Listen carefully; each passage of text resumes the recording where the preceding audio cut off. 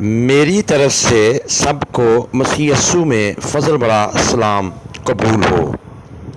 ہم آج کل کے حالات کے بارے میں غور کرتے ہیں کہ مختلف طریقوں سے ہم مسائل میں پھنسے ہوئے ہیں اور بہت سے لوگ دعائیں کر رہے ہیں، اور ہم غور کرتے ہیں کہ ہم حالات میں کوئی خاص تبدیلی نہیں دیکھتے۔ لیکن میرے عزیزو، اگر ہم چاہتے ہیں کہ خدا ہماری دعاؤں کا جواب دے تو ہمیں صبر کے ساتھ دعا کے جواب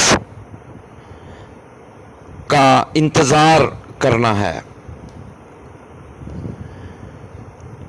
اور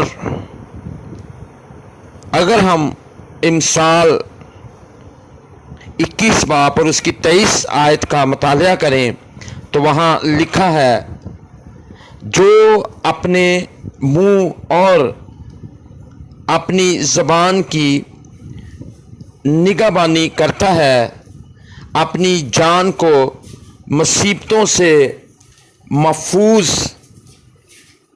رکھتا ہے۔ ہم غور کرتے ہیں اس آیت پر، یعنی کہ ہمیں مصیبتوں سے بچنے کے لیے جو شخص بھی مصیبتوں سے بچنا چاہتا ہے، سب سے پہلے اسے جو کام کرنا ہے وہ یہ ہے کہ اپنے منہ اور اپنی زبان کی نگہبانی کرے۔ منہ پر پرہیزگاری کا چوکی دار بٹھائے تاکہ کھانا پینا اور اعتدال سے ہو۔ زبان پر خوش اخلاقی کا پہرے دار بٹھائے تاکہ کوئی ناپسندیدہ اور ممنوع بات ہونٹوں کے دروازے سے باہر نکلنے نہ پائے۔ اپنے دل کی رکھوالی کرے تو دل تیری زبان کو گناہ کرنے سے روکے رکھے گا۔ اپنی زبان کی رکھوالی کرے تو وہ تیرے دل کو دکھ اور تکلیف سے بچائے رکھے گی، اور یہ نہایت ضروری ہے کہ اس کے لیے ہم ایسا کریں۔ اور ہم امثال 18 باب اور اس کی 4 سے 8 آیت کا مطالعہ کریں تو یہاں پر لکھا ہے، انسان کے منہ کی باتیں گہرے پانی کی مانند ہیں اور حکمت کا چشمہ بہتا نالا ہے۔ ہم غور کرتے ہیں اس بات پر، آیت 4 پر، کہ جو انسان کا ذہن ہے، جو آدمی کا ذہن ہے، دل میں مفید اور کارآمد باتوں کا خزانہ ہوتا ہے اور معقول، باموقع اور فائدہ مند باتیں کرنے کو تیار رہتا ہے۔ یہ باتیں گہرے پانی کی مانند ہوتی ہیں جو شور نہیں مچاتی اور کبھی خشک نہیں ہوتی۔ ایسے انسان کے منہ کی باتیں حکمت کا چشمہ بہتا نالا ہیں۔ وہ جس نقطہ پر بات کرنا مناسب سمجھتا ہے، حکمت کے دریا بہتا ہے۔ یہ دریا صاف ستھرا اور تازہ ہوتا ہے۔ اور امثال 18 باب کی اگر 5 آیت پر ہم غور کریں تو اس کے مطابق ان لوگوں کی مذمت کی گئی ہے جن کو انصاف کرنے کی ذمہ داری سونپی گئی ہو، مگر وہ عدالت کو بگاڑیں اور بے قصور لوگوں کی دولت یا عزت کی خاطر جرائم میں پھنسائیں۔ یا خود رشوت لینے کی خاطر مجرموں سے چشم پوشی کریں۔ عدالتی فیصلہ کسی شخص کا نہیں بلکہ معاملہ کی نوعیت کے مطابق ہونا چاہیے۔ اور اگر آیت 6 اور 7 پر ہم غور کریں تو یہاں لکھا ہے، احمق کے ہونٹ فتنہ انگیزی کرتے ہیں، وہ اہم کانہ خیالات پیش کرتا ہے جن کی دوسرے لوگ مخالفت کرتے ہیں اور یوں لڑائی شروع ہو جاتی ہے۔ اور احمق لوگ کیسے ہوتے ہیں؟ احمق لوگ وہ ہوتے ہیں جو مغرور، گھمنڈی، جذباتی اور شرابی لوگ ہیں۔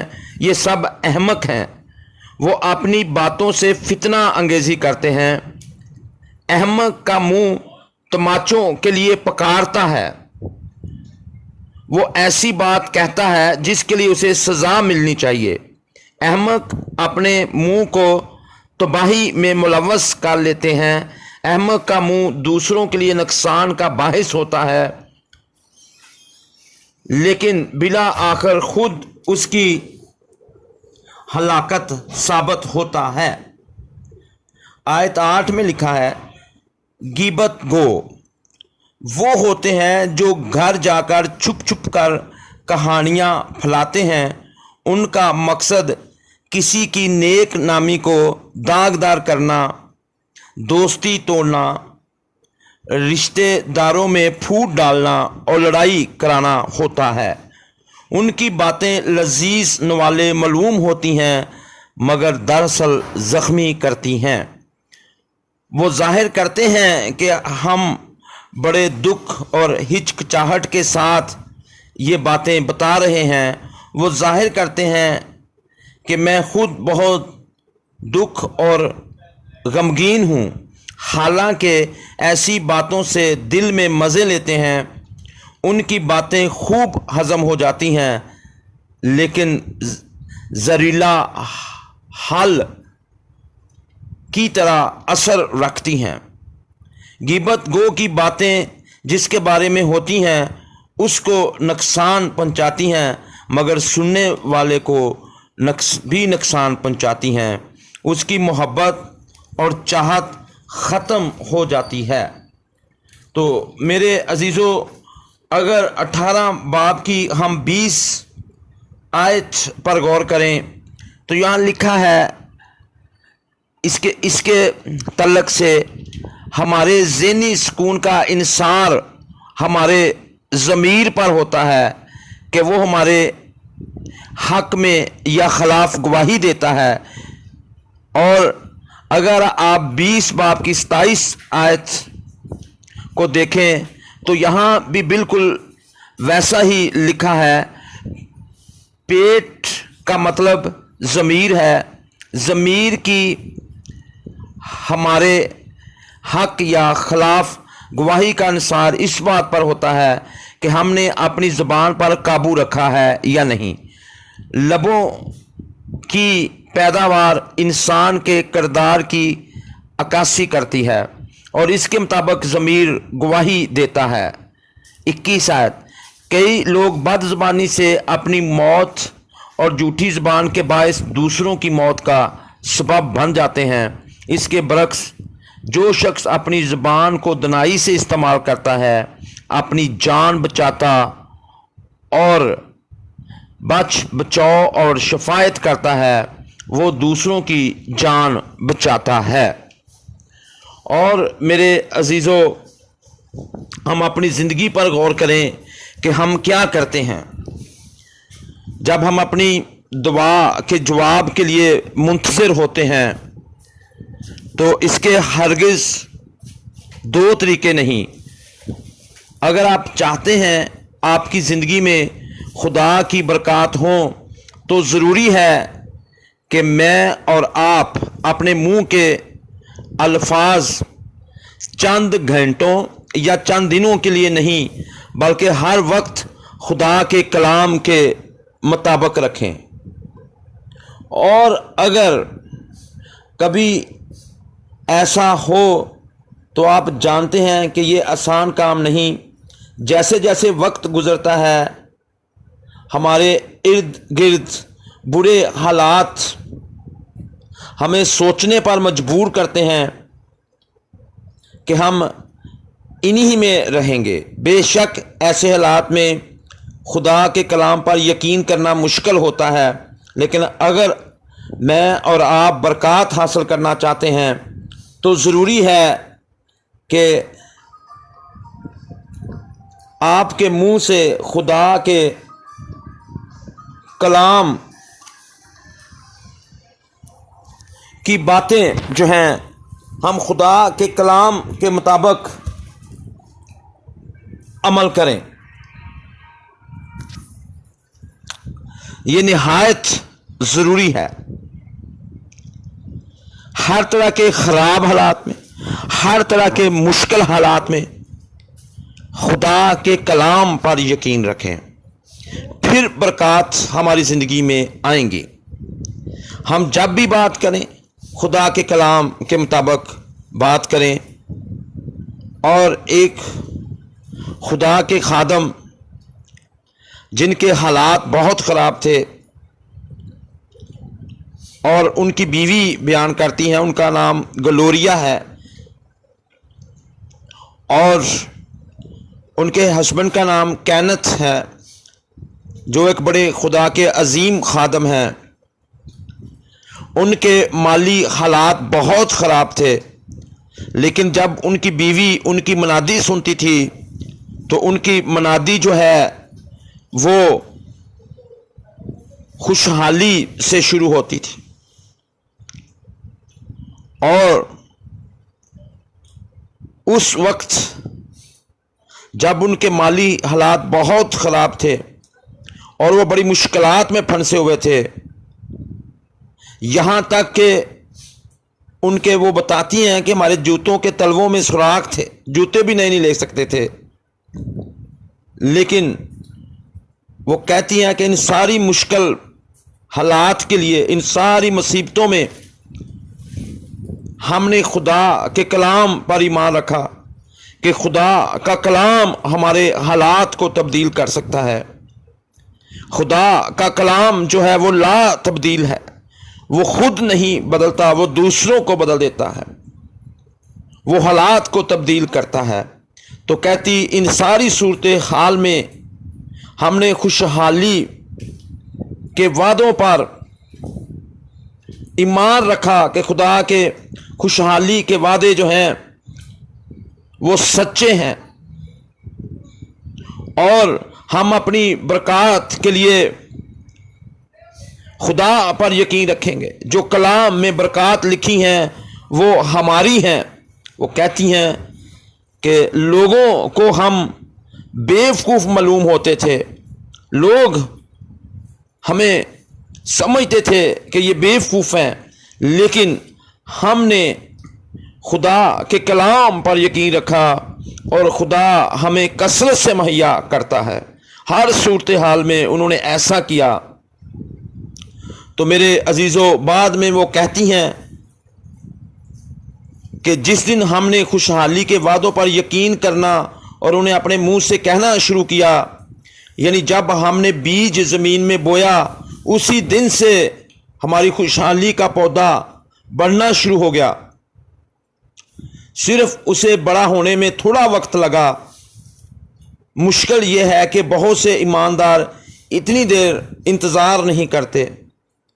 وہ بڑے ایمان سے بیج بوتے ہیں، لیکن جب وہ فوراً نتائج نہیں دیکھتے، جب بینک میں ان کے پیسے کم ہو جاتے ہیں اور وہ گھر کا کرایہ بھی نہیں دے سکتے، تو وہ مایوس ہو جاتے ہیں، اپنے منہ سے کمی، شکست اور نا امیدی کے الفاظ کہنا شروع کر دیتے ہیں۔ وہ اپنے ہی منہ کے الفاظ سے اپنی فصل برباد کر دیتے ہیں اور اس کا پھل کبھی بھی حاصل نہیں کرتے۔ جب آپ ایمان سے کسی بھی مشکل کے خلاف اٹھیں تو اس بات کو ذہن میں رکھیں، شروع ہی سے اس بات کا فیصلہ کر لیں کہ انتظار کے وقفہ میں مجھے اور آپ کو مایوس نہیں ہونا، اور پھر اس وقت کا انتظار کرنا ہے جب تک خدا کا کلام میری اور آپ کی زندگی میں ظاہر نہ ہو جائے۔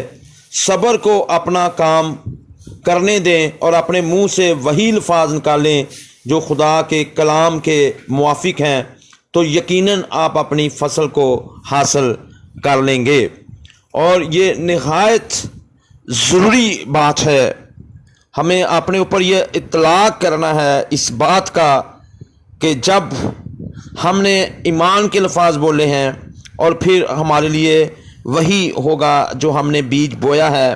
جس طرح زمین میں جو بیج بویا جاتا ہے وہی پودا نکلتا ہے اور اسی پودے کا ہم پھل کھاتے ہیں۔ جیسے اگر ہم نے سیب کے درخت لگایا ہے، اس کا بیج بویا ہے، تو پھر ہم سیب کا پھل کھائیں گے۔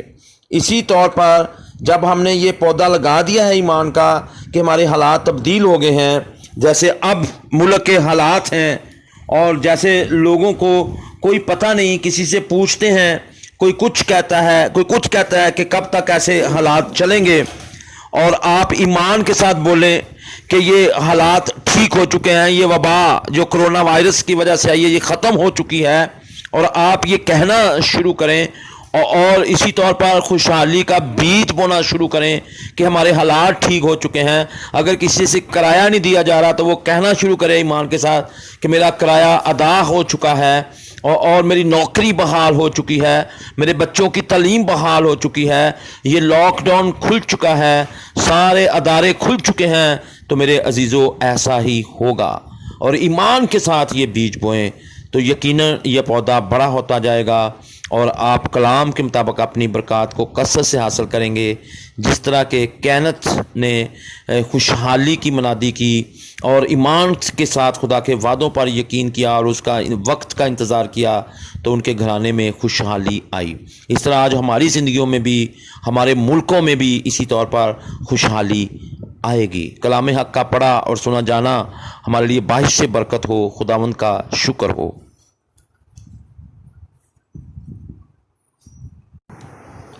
میری طرف سے سب کو مسیح یسوع میں فضل بڑا سلام قبول ہو۔